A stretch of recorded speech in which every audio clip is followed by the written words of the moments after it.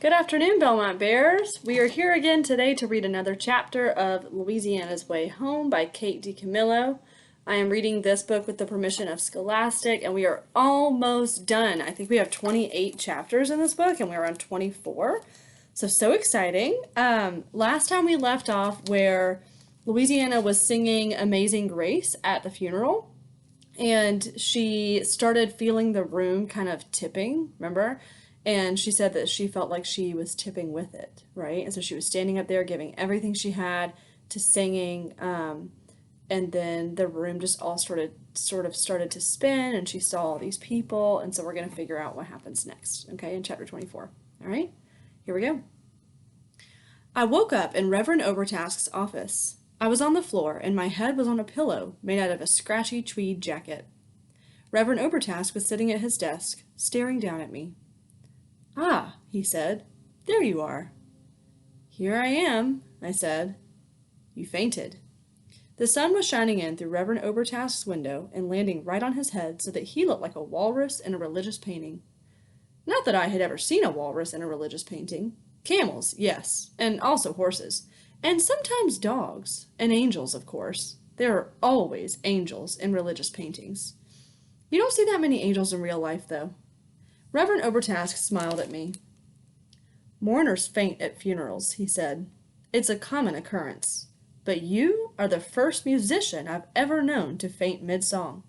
Miss Lulu is supremely agitated, of course. She likes for things to go a certain way, a predictable way."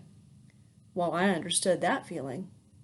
Not that I have ever experienced things going a predictable way. I closed my eyes. I saw Granny smiling with all of her teeth. I saw Mrs. Ivy waving the bill. I saw Dr. Fox in his bloody jacket. And then I saw Clarence's wings, dark and shiny, beating out the rhythm of a heart. I opened my eyes and looked at Reverend Overtask. "Was there a crow in the church?" "Not to my knowledge."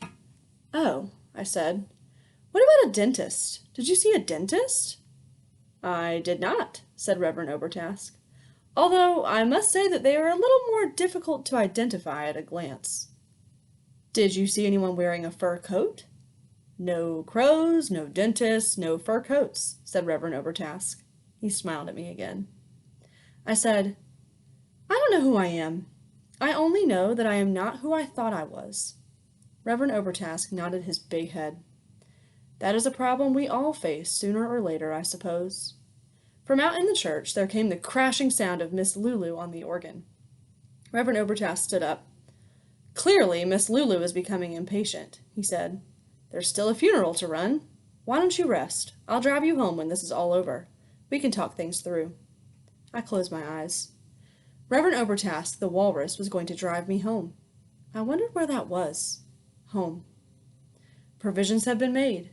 That is what the Granny Mirage had said to me. Or that is what I had heard. And then, before I knew it, I was asleep.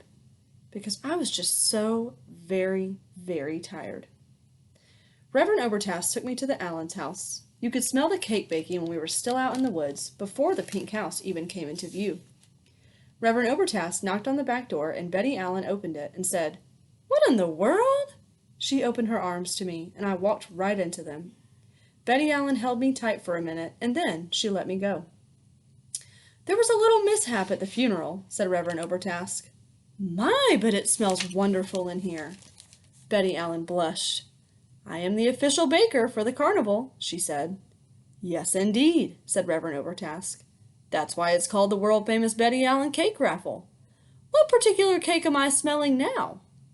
"That's my pound cake," said Betty Allen. "It's not a fancy cake, but it is very, very good.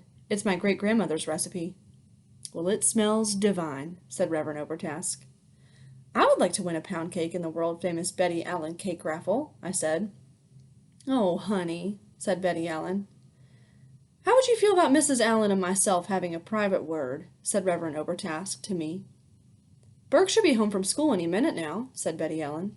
"You could wait for him outside."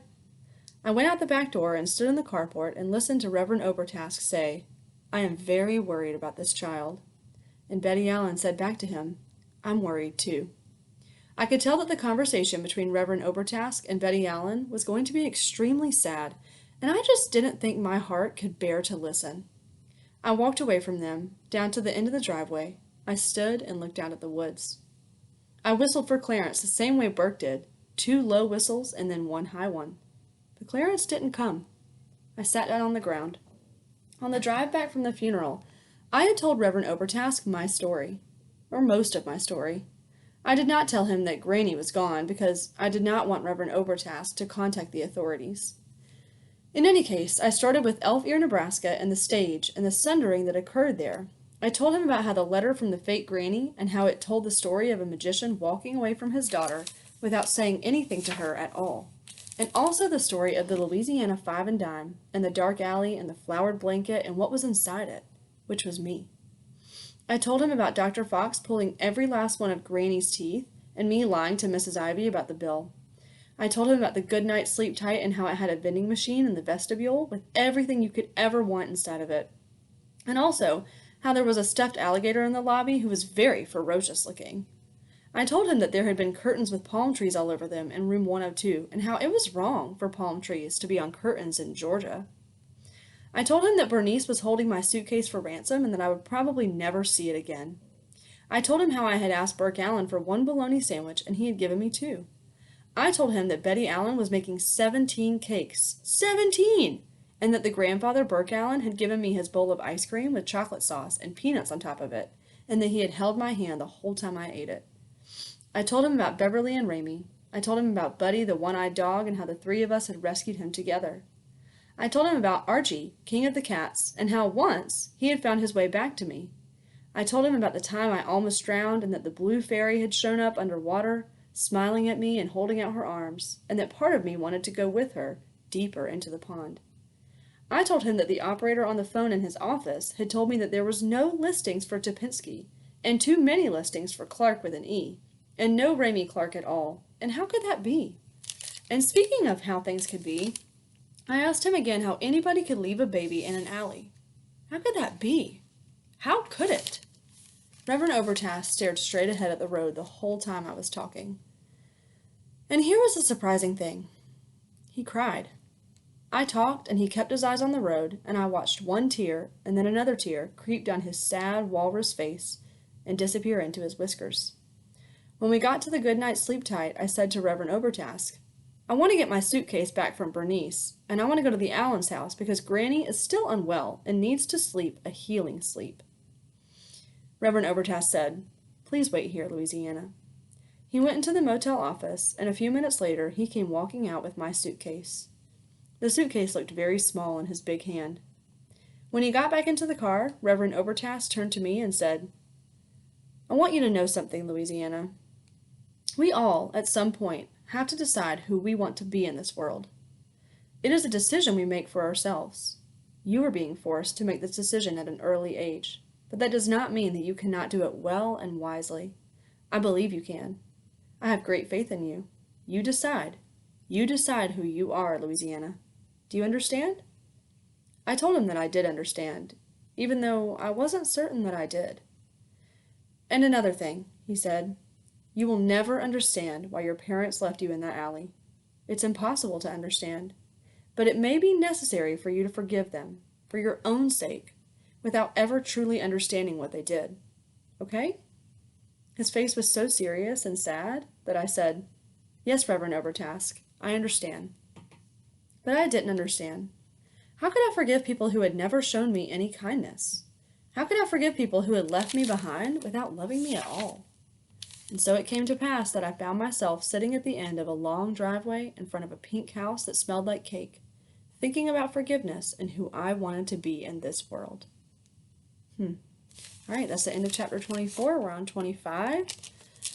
Wow, so another kind of like heavy chapter. A lot of deep things are sort of happening right here with Reverend Obertask's conversation with Louisiana.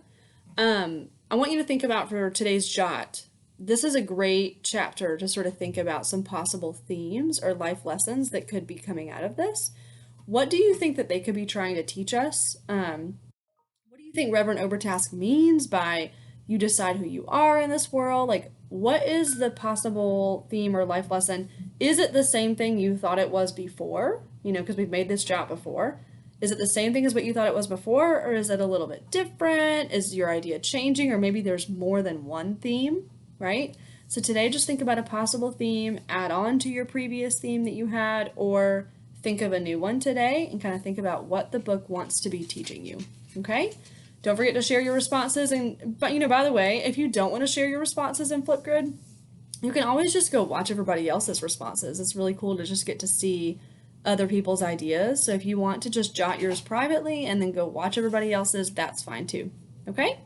All right, thanks guys, and I will see you tomorrow for chapter 25. Bye.